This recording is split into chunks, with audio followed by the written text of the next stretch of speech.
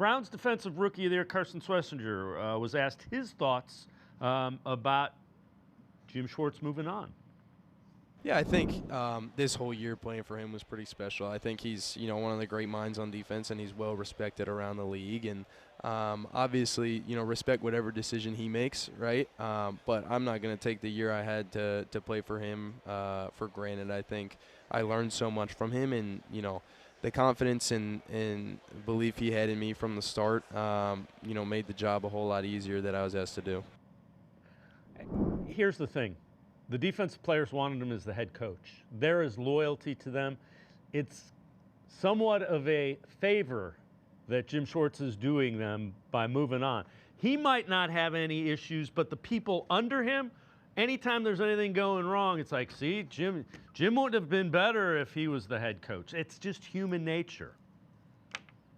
Yeah, I think you're right. And by the way, isn't Carson Schwesinger an impressive young kid, right? He says all the right things, and never mind the way he performed on the field. I like everything that this kid stands for off the field as well. Really, holds himself well. Obviously, raised well, knows what to say, and I'm glad he has taken this stance. He offered the praise that Jim Schwartz deserved for developing him and some other young guys on that Browns defense this year. But you're right. It was not going to be.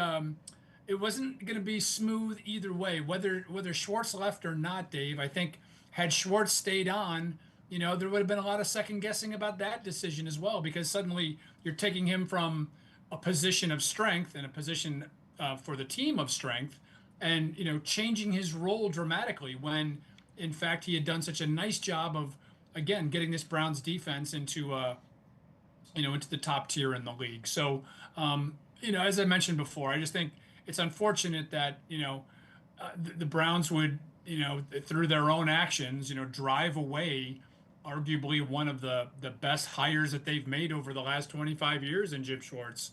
And I know how Kevin Stefanski had a lot to do with it. And I know Andrew Berry did as well from his time with Schwartz in Philadelphia. So, they're gonna look for somebody new. I would not be surprised if this doesn't happen from within. Obviously, they're gonna knock on a few doors and talk to some other guys around the league. I'm expecting that list of candidates to expand over the next couple of days. I think they'll probably take their time and much like they did with the head coaching job, really do a thorough search here, if you will. So it's again, it's too bad.